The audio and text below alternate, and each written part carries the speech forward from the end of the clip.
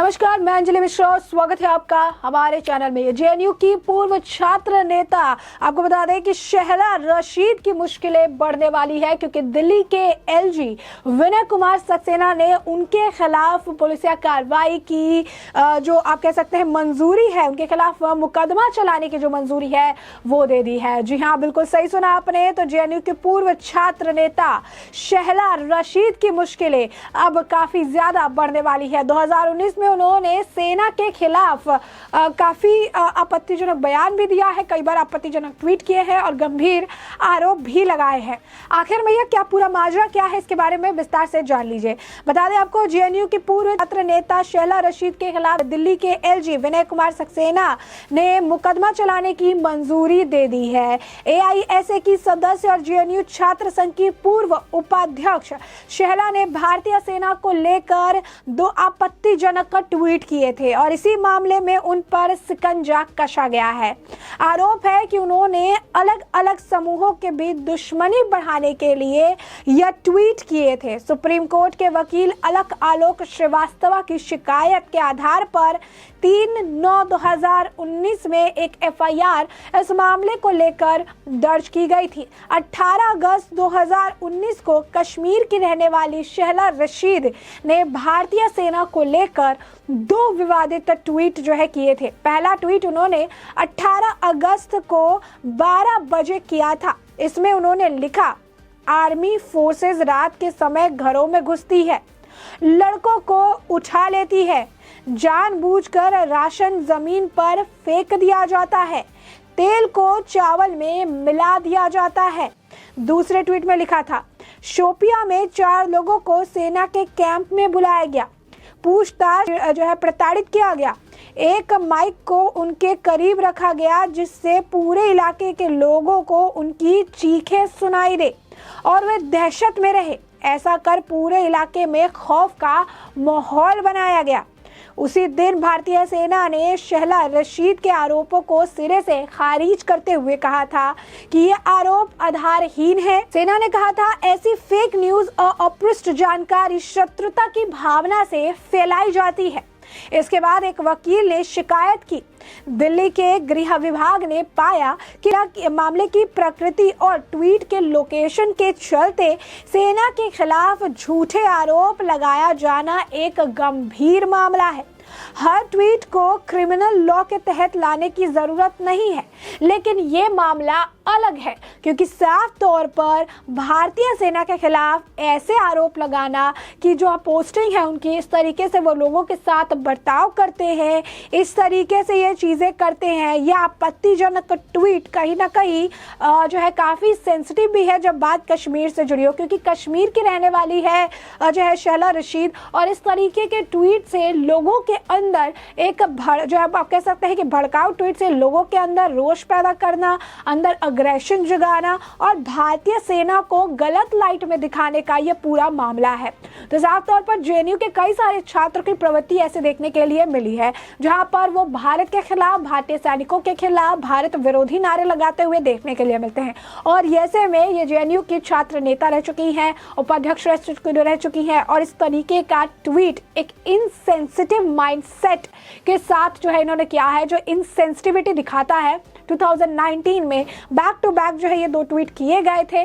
अब इस पूरे मामले में दिल्ली के एलजी विनय कुमार सक्सेना ने मुकदमा चलाने की मंजूरी दे दी है, क्योंकि विनय कुमार सक्सेना को भी इन मामले की गंभीरता से अवगत कराया गया है। तो साफ तौर पर इस मामले पर अब एक्शन देखने के लिए मिलेगा, मुकदमा चलाया जाएगा। मुकदमा चलाने के बाद आरोप प्रत्यारोप का दौर देखने के लिए मिलेगा। आरोप फिक्स होने के बाद इस पर फैसला भी देखने के लिए मिलेगा।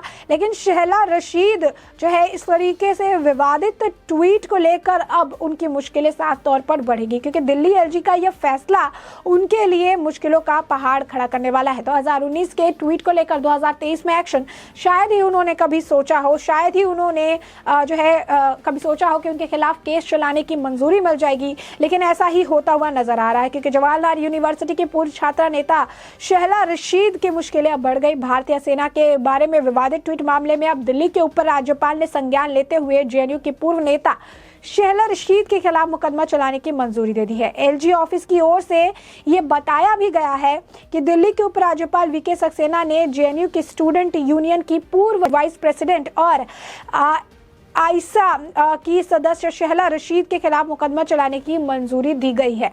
विभिन्न समूहों के बीच शत्रुता को बढ़ावा देने के उद्देश्य से भारतीय सेना के बारे में 2 ट्वीट कर और सद्भाव बढ़ाने के प्रतिकूल कृत्यों के लिप्त होने के लिए शेहला रशीद पर यह मुकदमा चलाया जाएगा। मुकदमा चलाने की स्वीकृति एक वकील अलक आलोक श्रीवास्तव द्वारा की गई शिकायत के आधार पर ली गई है, जो दिल्ली में 3 सितंबर 2019 को दर्ज मामले से संबंधित है। हालांकि शेहला रशीद की ओर से तत्काल कोई प्रतिक्रिया देखने के लिए नहीं मिली है। अधिकारियों ने कहा है कि अभियोजन स्वीकृति का यह प्रस्ताव को दिल्ली पुलिस द्वारा भेजा गया था और गृह विभाग द्वारा मंजूरी दे दी गई। अधिकारी ने कहा कि एलजी ने सीआरपीसी 1973 के खिलाफ अपराधों के लिए अभियोजन की संबंधित धारा 196 के तहत अभियोजन स्वीकृति प्रदान कर दी है। शेहला ने 18 अगस्त 2019 को ट्वीट करते हुए सेना पर सवाल खड़े किए थे और कश्मीरियों पर अत्याचार करने के गंभीर आरोप उन्होंने लगाए थे। खुद कश्मीर से होने के बाद कश्मीरियों पर अत्याचार कर भारतीय सेना को गलत तरीके से दर्शाने का उन्होंने प्रयास किया था, लेकिन सेना ने इन आरोपों को सिरे से खारिज किया था। इसके बाद दिल्ली पुलिस ने शेहला रशीद के खिलाफ राजद्रोह का मामला दर्ज किया था, यानी राजद्रोह का मामला उन पर दर्ज है। उसके बाद अब मुकदमा उन पर चलता हुआ नजर आएगा। बता दें आपको, शेहला रशीद जेएनयू का एक फेमस चेहरा रही है और हालांकि उन्होंने पहचान तब मिली जब वो साल 2015 में जेएनयू छात्र संघ की उपाध्यक्ष चुनी गई। फरवरी 2016 में जब जेएनयू के एक कार्यक्रम के दौरान कथित देश विरोधी नारे लगे, तब आपको बता दें कि शेहला जेएनयू के उपाध्यक्ष थी और कन्हैया कुमार अध्यक्ष थे। इस घटना के बाद देश भर में उनके नाम की चर्चा शुरू हो गई। देश विरोधी नारे के आरोप में कन्हैया को जेल तक जाना पड़ा था। हालांकि शेहला रशीद के ऊपर खास कार्रवाई नहीं हुई थी। तो अब देखिए, देश विरोधी मानसिकता, पहले देश विरोधी नारे, फिर भारतीय सेना के खिलाफ झूठे आरोप, ये देश विरोधी मानसिकता ये देश के में आते हैं, यही पढ़ते हैं, देश की राजधानी में ये पढ़ते हैं और उसके बाद देश विरोधी नारे यही लगाते हैं, स्टूडेंट्स को भड़काते हैं और जब यहाँ से अपने घर जब कश्मीर लौटते हैं तो कश्मीर में भी जाके कश्मीरियों को भड़काने का काम करते हैं, क्योंकि इनका माइंडसेट ही देश के खिलाफ चलता है। सवाल ये है कि जो ऐसे देश विरोधी सोच रखने वाले लोग हैं, उन्हें देश के ही राजधानी में पढ़ने का मौका ही आखिर क्यों दिया जाता है? सबसे बड़ा सवाल कि जब ये चीजें हो रही होती है तत्काल उस पर कड़ी कार्रवाई उसकी आप कह सकते हैं कि जरूरत है, ताकि इन देश विरोधी माइंडसेट को खत्म किया जा सके।